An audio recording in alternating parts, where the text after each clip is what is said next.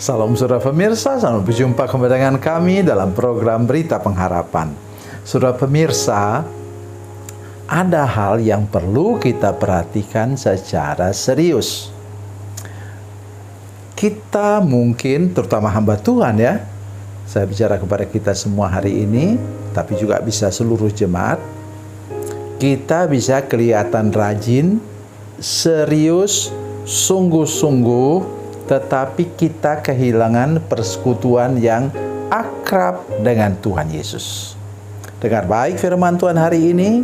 Mari kita berdoa sebelum kita lebih jauh mendengarkan firman Tuhan ini. Bapa, dalam nama Yesus, terima kasih banyak Tuhan. Engkau Tuhan yang ajaib dan luar biasa.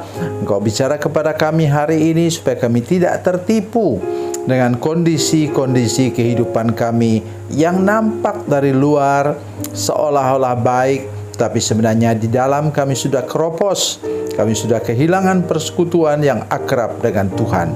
Berkati kami dengan firman Tuhan ini, pulihkan hidup kami Tuhan. Dalam nama Yesus, haleluya, amin. Saudara pemirsa, mari kita membaca firman Tuhan hari ini dari kitab Wahyu. Kitab Wahyu pasalnya yang kedua. Kitab Wahyu pasal 2 ayat yang keempat. Sebenarnya 1 sampai 7. Yang keempat. Ya. Demikian bunyi firman Tuhan. Namun demikian aku mencela engkau karena engkau telah meninggalkan kasih-Mu yang semula. Saudara pemirsa, ini cerita tentang jemaat Efesus. Sudah tahu bahwa jemaat Efesus itu dilayani oleh Rasul Yohanes. Ya. Saudara pemirsa, bagaimana mungkin jemaat yang dikatakan itu? Coba saudara lihat. Ayat 2. Aku tahu segala pekerjaanmu, baik jerih payahmu maupun ketekunanmu. Dengar itu. Aku tahu bahwa engkau tidak dapat sabar terhadap orang-orang jahat, bahwa engkau telah mencobai mereka dan menyebut dirinya rasul, tapi yang sebenarnya tidak demikian, bahwa engkau telah mendapati mereka pendusta, dan engkau tetap sabar dan menderita oleh karena namaku, dan engkau tidak mengenal lelah. Saya kalau baca ayat ini merinding saudara sekalian. Sebagai hamba Tuhan senior, hamba Tuhan yang sudah tua, saya sadar persekutuan dengan Tuhan itu, persekutuan yang akrab dengan Tuhan adalah segala-galanya untuk kita yang melayani Tuhan. Juga untuk seluruh jemaat, saudara sekalian, jemaat Efesus.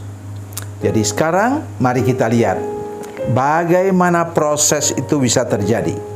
Kita lihat, kita kembali dulu kepada Matius 24. Saya juga selalu sampaikan ini kepada saudara-saudara sekalian lewat video streaming ini. Matius 24. Sudah perhatikan?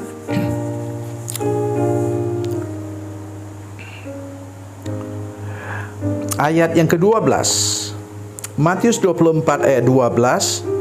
Dan karena makin bertambahnya kedurhakaan, maka kasih kebanyakan orang akan menjadi dingin. Saudara pemirsa, mulainya kita mulai kasih kita tadi yang berkobar-kobar itu, karena kita baru seperti jatuh cinta kepada Yesus. Ada nyanyinya kan? Ku jatuh cinta padanya, tambah dan dalam, dan tambah dan dalam lagi. Ya, jadi mulai apa? Dingin. Dan kemudian membeku. Kalau sudah membeku tadi, makanya ujungnya ialah tadi apa? Ditinggalkan.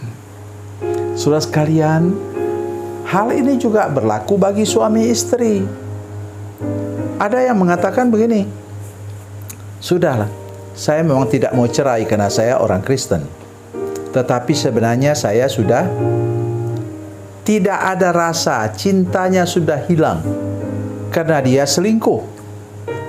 Saudara sekalian, bisa kita bayangkan kata-kata seperti itu. Menurut saya itu kata-kata yang mengerikan. Tetapi contoh yang jelas seperti ini di sini. Apa katanya? Dan engkau tidak mengenal lelah. Engkau menderita karena namaku, kata firman Tuhan. Luar biasa.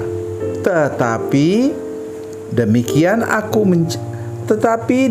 aku mencela engkau karena engkau telah meninggalkan kasihmu yang semula.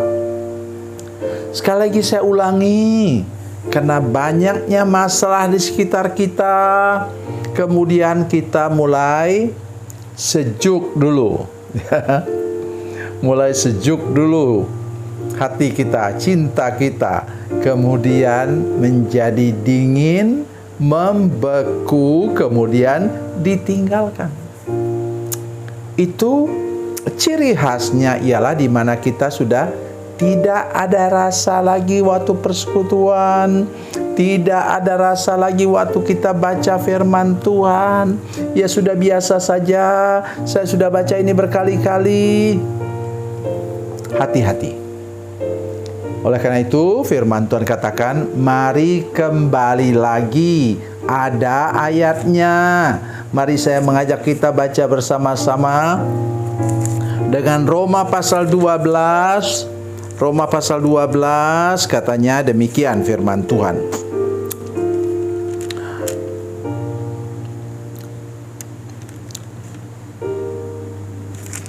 Roma pasal 12 katanya, janganlah hendaknya, pasal 12 ayat 11, janganlah hendaknya kerajinanmu kendor, biarlah rohmu menyala-nyala dan layanilah Tuhan.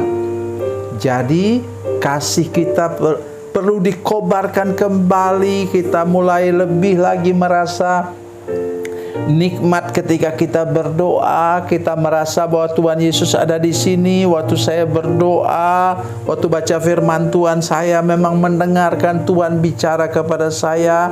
Itu tanda kita sudah dipulihkan lagi, akrab dengan Tuhan.